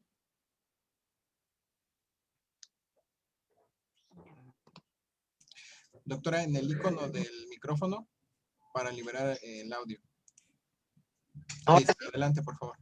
La escuchamos. Creo que el doctora. talón de Aquiles, aunque se ha hablado mucho a lo largo de la historia, y muchos no van a estar de acuerdo conmigo, es en la percepción económica. Los peritos tienen un sueldo miserable. No todas las instituciones, algunas tienen más y hay otras que no se han revisado en años. Y para las percepciones económicas actuales, le hace mucha falta al perito, como al policía, como al Ministerio Público, una mejor percepción económica. Eso es, en mi opinión. Le permita cubrir sus necesidades, ¿no? Que le permita cubrir sus necesidades personales de su la familia. Seguridad de su familia, claro. Claro, porque los sueldos son miserables en algunas instituciones, a todos los niveles, desde director hasta el último servidor. No sé, Fernando, en tu opinión, si coincides conmigo o todavía nos falta algo más. Coincido plenamente con usted, doctora, pero yo creo que tenemos una gran ventaja los peritos y eso nos lo marca la norma. Los peritos en realidad no podemos peritar si no es en la institución a la cual pertenecemos. Así es. Pero tenemos una buena herramienta que es la docencia, y usted bien lo sabe. Y usted ha sido maestra de ciencias forenses por la gran parte de su vida. Yo creo que gran parte de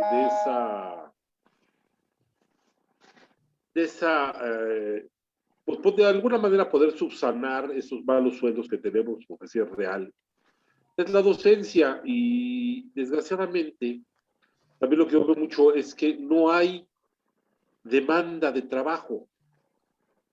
Hay demasiada, más bien, no hay tanto, más bien lo dije al revés, no hay oferta de trabajo. No hay oferta. No hay oferta, la demanda sí la hay, la oferta es la que sí la hay. Bueno, más bien, la oferta no la hay y la demanda de trabajo sí la hay. Hay demasiados peritos particulares ahorita. Y aparte las instituciones, digo, no voy a hablar mal de ninguna institución, pero en ocasiones la gente cree que porque sale de un diplomado, de una licenciatura, ya es perito. Y yo creo que, pues yo personalmente, con 25 años de función, pues todavía me falta muchas cosas que conocer, pero mucha gente se va por lo que es en la peritación de manera particular, y desgraciadamente se prostituye lo que es la función pericial, porque entonces ya es la pericia a la carta. ¿Cómo quiere su dictamen? ¿Qué quiere que diga? Yo se lo pongo. Y la ciencia no se merece eso, ni la gente misma se merece eso, ni nosotros como catedráticos o como profesionales nos merecemos eso. Yo creo que, como lo hemos dicho toda la vida, el indicio habla por sí solo, nada más hay que saberlo identificar. O el cadáver nos dice qué pasó, pero hay que escucharlo. Hay que escucharlo. Y no miente. Y la buena ciencia o la ciencia bien llevada no miente, pero se ha prostituido un poquito por ese lado. Yo a muchos alumnos les digo, oiga, pero ¿qué puedo hacer si no tengo la oferta, más bien no tengo trabajo, no puedo entrar a ninguna institución a cumplir funciones de perito? Digo, pues da clases. Aprende de todo esto, haz un buen raciocinio de lo que es la función pericial, aprende de todas las ciencias y ponte a dar clases, porque yo creo que las clases nos han sacado a muchos del atolladero. Pero desgraciadamente lo que pasa con la gente en la actualidad es que le causa problemas pensar, no quieren pensar, únicamente lo hacen de manera automática y autómata. Esto me dijeron que era así, pues no, espérate, piensa, no te vayas inducido a nada. La inducción es muy mala en el trabajo pericial. ¿Por qué? Porque ya vamos predispuestos a lo que vamos a ver, a lo que vamos a decir o lo que vamos a concluir antes de verlo. Y cada cosa, cada eso que vemos en nuestro trabajo diario es diferente al que vimos el día anterior. Y será diferente al que veremos el día de mañana. Entonces hay que abrir la mente a eso, pero desgraciadamente a la gente no le interesa mucho eso en la actualidad.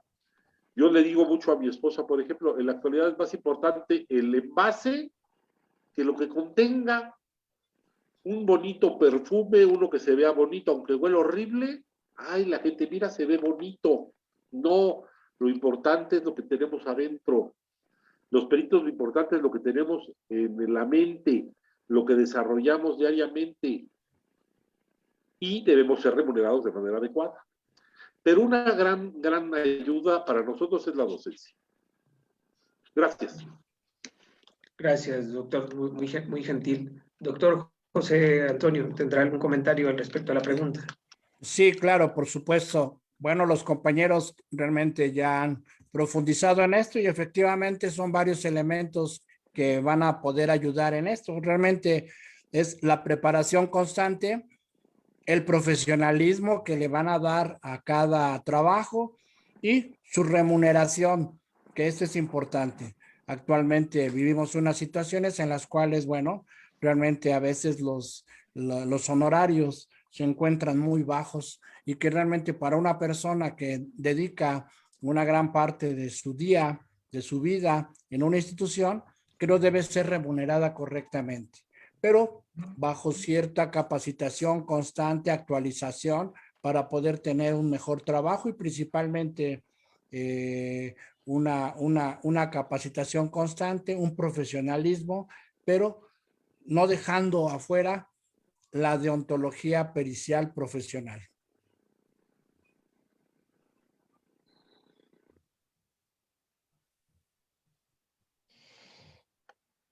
Lugares dignos de trabajo, tecnología de punta, material suficiente para que el servidor público se sienta a gusto en su lugar de trabajo.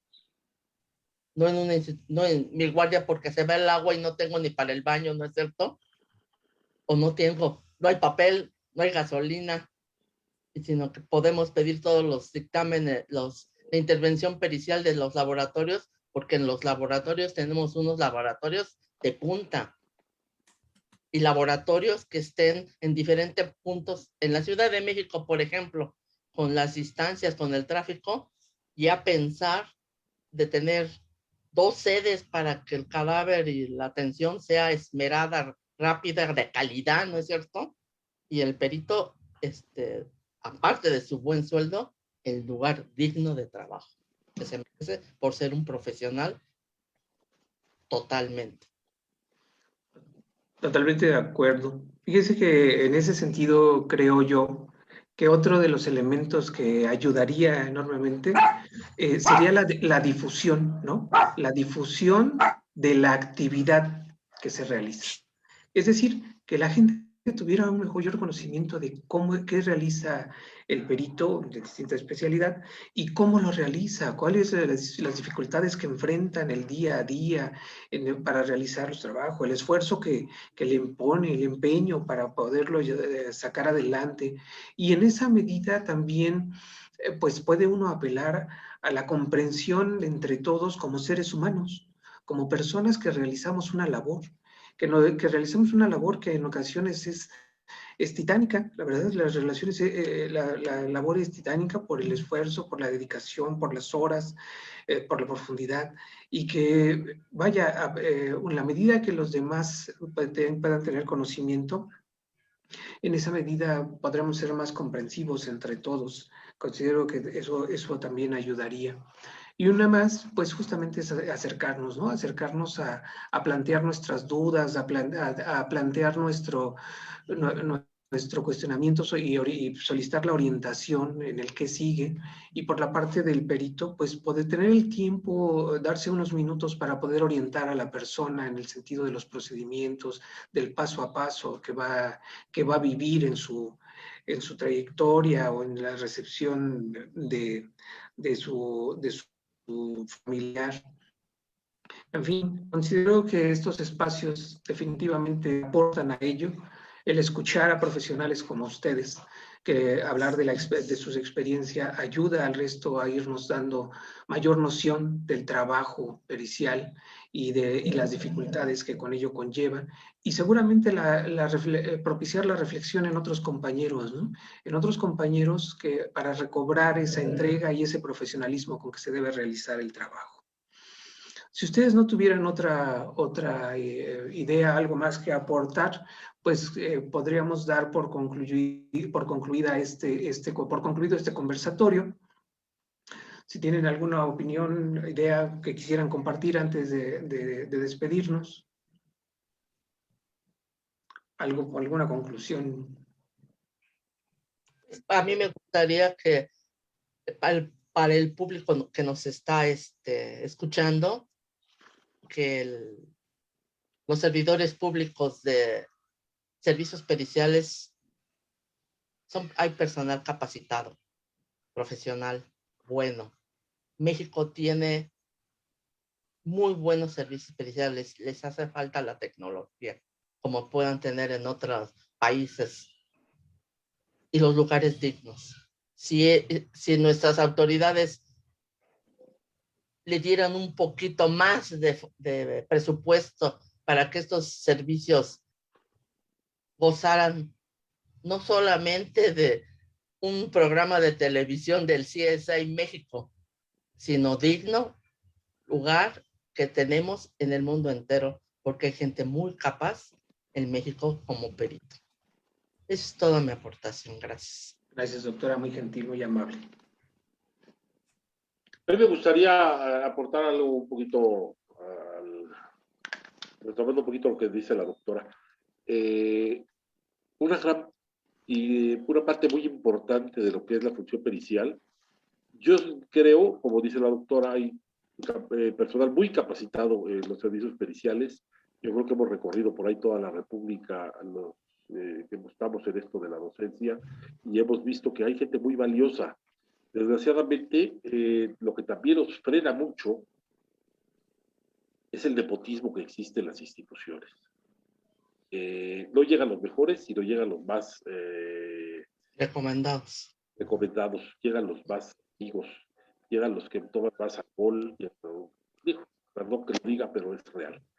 Y creo que no se ha visto y no se ha hecho, y hace muchos años que no se hace, todo esto lo que es el servicio civil de carrera, ¿no? El poder llegar a puestos superiores en lo que es la administración pública y servicios periciales y de las fiscalías, ¿no? Se tiene gente que a veces dice uno, híjole, pues sí es muy amigo de tal, pero le falta bastante para llegar a dar buenos resultados, ¿no? Independientemente a otro punto que se me ocurre también y que se me tiene muy a mí, muy, pues, inquieto es todo esto de la capacitación. La capacitación, desgraciadamente, los que estamos capacitando también allá afuera, en las universidades, en los centros de estudios, en los institutos particulares, somos nosotros mismos y desgraciadamente no les enseñamos lo que debe ser a la gente. Existe el deber ser y el ser. Muchas veces enseñamos nada más el ser, se nos olvida el deber ser, se nos olvidan las reglas básicas para toda la función y a veces decimos, es que no, pues en la calle no se hace eso. Pues no se hace, pero se debe enseñar lo que se debe hacer, no lo que no se debe hacer. También, pues la gente que está muy inversa en esto de la ciencia forense a nivel particular, personas que quieren ingresar como peritos y todas estas, pues hay mucha carencia de lo que es el perfil del perito, ¿no? Yo creo que gran parte de lo que es las universidades que están reclutando alumnos para alguna carrera, pues también debería haber algún filtro o debería haber algún tipo de orientación o de detección de perfiles para ver quién puede llegar a tener una buena práctica y quién no puede llegar a tenerla, ¿no? Y esto no nada más en lo que es el servicio pericial, sino también lo que es el Ministerio Público y no se diga las policías. ¿Cuántas veces no tuvimos gente que decíamos, ay, ¿cómo va a llegar a policía? Y los vemos ahorita que ya son comandantes. Entonces, también hay que poner mucha atención en eso, en todo lo que es el sedazo de las instituciones para que lleguen los mejores allá a esos lugares donde se necesita. Gracias. Gracias, doctor. Muy gentil, muy amable. Doctor José Antonio, ¿tendrá un último comentario o cerramos? Sí, claro, pues realmente, muy agradecido por haber invitado acá a este tipo de pláticas con los maestros, que realmente es un agrado poderlos escuchar y que realmente, efectivamente, se concluye, se resume en que la preparación es muy importante, tanto dentro como fuera. Realmente el estar al día, el estar con la tecnología, así como la maestra también lo dice, el tener instalaciones correctas, adecuadas, herramientas, y que realmente tratar de buscar la forma de que la persona que tiene un control de confianza que no pasa y que es por un polígrafo, pues realmente tratar de superar estas situaciones y que pueda haber otros tipos de controles de confianza en los cuales pudieran servir para que el maestro que se encuentra realmente en este tipo de exámenes lo pudieran apoyar con los conocimientos que tiene de otra manera y no en un despido de esta manera injustificada. Y es muy desagradable poder ver a grandes compañeros maestros de las materias en las áreas, en las ciencias forenses, que dejan de elaborar debido a que no pasaron un control de confianza a través de un polígrafo. Y bueno, realmente ellos son los pilares también de las enseñanzas de todas las áreas forenses y periciales, y en las cuales, si no los aprovechan otras instituciones u otros estados o países, los van a aprovechar.